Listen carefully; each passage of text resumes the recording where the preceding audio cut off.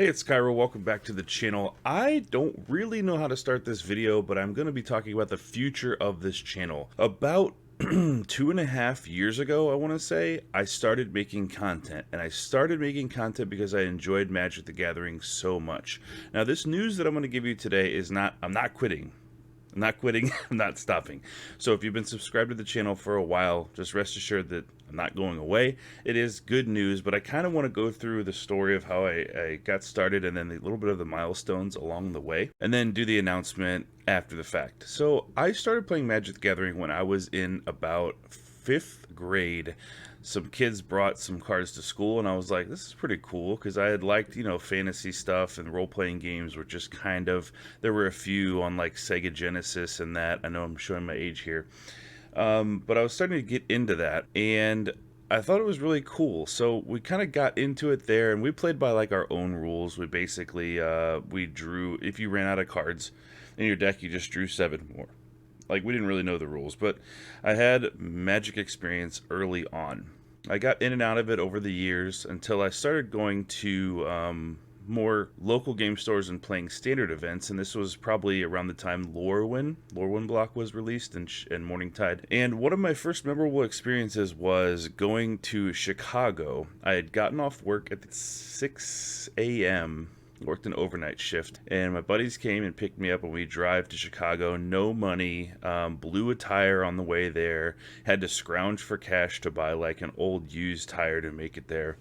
I was playing Elves because at the time I didn't realize board wipes existed. So that was my first experience, and I just remember how, no pun intended, magical that was. Basically having no money, driving after just getting off a night shift, going to play in this tournament, coming home even though we didn't do well, and that kind of gave me like a taste of wanting to do more competitive Magic.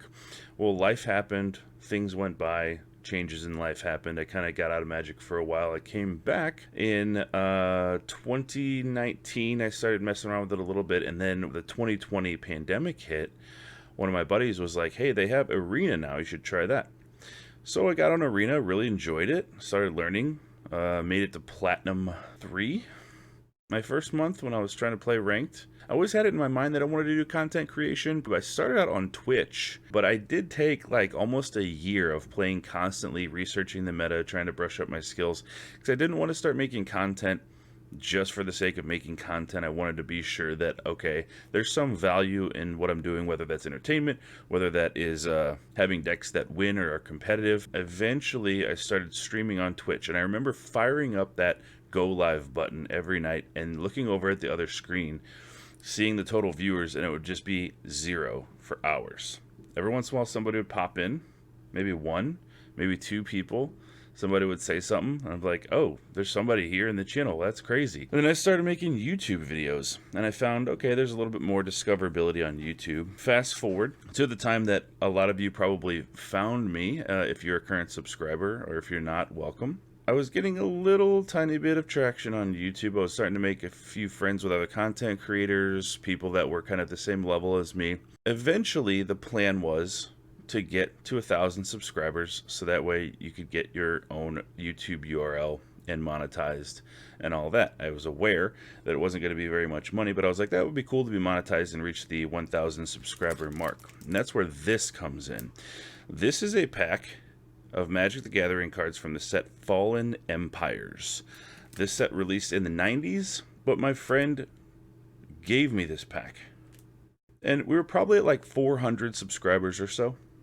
And we decided, let's open it. When we hit to 1,000 subscribers, maybe we'll do like a celebration thing on the channel and say, hey, we got this Fallen Empires pack. It's not a high value pack or anything, but it is from the 90s, so it evokes some of those feelings that we had back then opening packs as kids. And for whatever reason, at 1,000, we were like, no, let's not do it at 1,000. Maybe I'll do it at like 2,000. 2,000 came and went. Then fast forward a little bit to a few months ago, I was able to go to MagicCon Minneapolis as a content creator. I was able to go and play at the arena booth against fans, sit at the content creator booth, and do card signings and things like that, which was really, really cool. The staff, everybody was amazing. It was one of the highlights of my Magic career. And I thought, okay, well, maybe when I get back, I'll open this pack. Oh, previously to that, I got early access for new sets on MTG Arena. I was like, well, maybe I'll open it then. So that happened. Then MagicCon Minneapolis happened. Now another thing has happened that is very, very cool. I'm super excited about it. I have been waiting a little while to be able to announce this on the channel. I will also be announcing it on Twitter. But I am part of the Magic the Gathering Ambassador Program through Wizards of the Coast. Now, what does that mean? That means if you subscribe to this channel and you like the content, whether it's spoilers, whether it's new set information, it's arena gameplay, or whatever reason that you subscribe to this channel, the content from this point forward is only going to get better because we're getting official guidance and information from Wizards of the Coast. What information is it? Information about sets early, some cards early, so we can talk about spoilers before probably they're available anywhere, which is huge. I'm super pumped about that. Gonna have some access to things that Wizards of the Coast is brewing up or whatever, and they'll let us know about it, and I'll be able to bring that information to you. So if you've been a long time subscriber to this channel, just rest assured nothing is going to change, just that the content is going to be better and more accurate as we go forward. I am super pumped about this. As I stated, the events that have brought me here have all been amazing. Early access, that team's incredible. MagicCon Minneapolis, that event was incredible. The teams there were fantastic. And now being included in the MTG Ambassador Program, I could not be happier or more excited to announce this. Like I said, I've been sitting here kind of waiting to announce it to you guys. And I know that I haven't been doing much standard stuff lately. Rest assured I will be back to that. But this is going to bring a little bit more variety and a little bit more of an official feel to things, and we're going to have solid information. So it's going to allow us kind of not to speculate on things so much, which I still will do that because I think it's going to be fun to speculate in brew decks with new cards and things like that. But there's going to be content here that you're going to be able to get in advance. So if you are new here, please hit that subscribe button if you're interested in this content. Thank you for liking this video. If you have been a subscriber, allow me just to say this. Thank you very, very much. From the first person to pop in the Twitch chat whenever I had a big goose egg when I was streaming for hours in the office. From that point to here, it's been an incredible journey. It's been work. It's been a lot of fun. So I appreciate your support, and I have loved talking to all of you about deck techs, your comments, your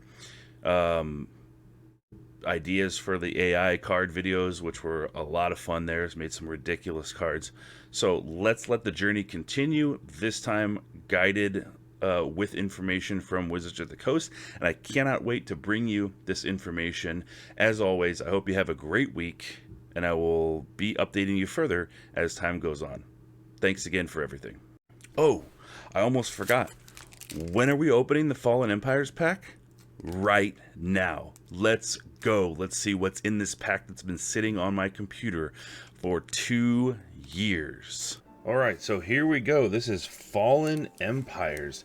If you notice on the front of this package, it says you must have Magic the Gathering to play. This is a booster pack. This is the first booster pack. They did a weird thing.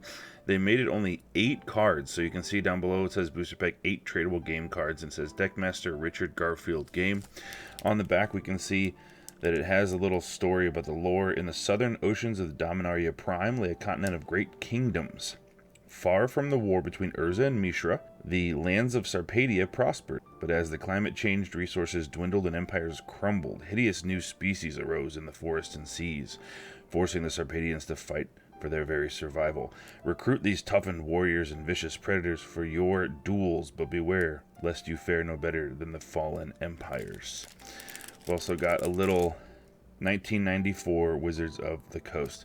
So let's crack this pack. So what we've got 8 cards in here. If we're looking for the quote-unquote money cards in here, we're looking for Rainbow Veil, Elvish Farmer that makes little spore things, and Conch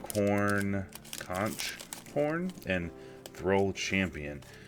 Alright, first card we have Night Soil, double green enchantment. 1 colorless. Remove 2 creatures in any graveyard from the game and put a Saproling token into play. Treat that token as a 1/1 green creature. Some said killing the Thalids only encouraged them. Very cool. Hymn to Torok, double black sorcery. Target player discards 2 cards at random from his or her hand. If target player does not have enough cards, their entire hand is discarded. Flavor is the eerie wailing hymn caused insanity even in the hardened warriors. Sarpedian Empires Volume 2. Thorn Thalid, double green, 1 generic. A lot of double mana cost in this set. 2/2 summon Fungus. During your upkeep, put a spore counter on Thorn Thalid. 0, remove 3 spore counters from it and have it deal 1 damage to any target. That's kind of a neat little thing that we haven't seen in green in a very long time, a direct damage thing. So it's it's a Thorn Thalid. So you put spore counters on it and then it just shoots thorns out, I guess. Order of the Ebon Hand. I had this card back when I was in elementary and middle school. I had this card, Order of the Ebon Hand, with this exact art. This art was like totally reminiscent of the 1990s like metal scene. You can see a guy here with a cleaver and a spiked shield. Double black. It's a cleric. It's a 2/1. Protection from white. It has basically fire breathing for double black and black mana first strike until end of turn. That's cool. Basil Thrall. Double black. 1/2. This was the last set, by the way, to use this symbol right here. This tap symbol. Before it became the arrow, it was the T, which is cool. Summon Thrall, 1/2, sacrifice it to add double black to your mana pool. Play this ability as an interrupt. I gotta tell you, they really did a lot of double costed mana. I think they were trying to encourage monocolored decks back then. Brass Claw Orcs, 1 red, 2 generic. Summon Orcs cannot be assigned to block any creature of power greater than 1. Okay. Acacian Lieutenant, double white. Summon Soldier, 1/2. Okay, so this is like a soldier deck. It supports other soldiers. 1 white, 1 generic. Target soldier gets +1/+0 till end of turn. Flavor is to become an officer, an Acacian soldier had to pass a series of tests. These evaluated not only fighting and leadership skills, but also integrity, honor, and moral strength. And our last card is Dwarven Catapult. I love cards with X in them. Let's see what this does. 1 red X. Does X damage divided evenly among all of opponent's creatures. Round down. That is quite a different power level than what we've seen today. But this was a lot of fun opening this pack. And thank you for joining me for this announcement. And I will see you next time.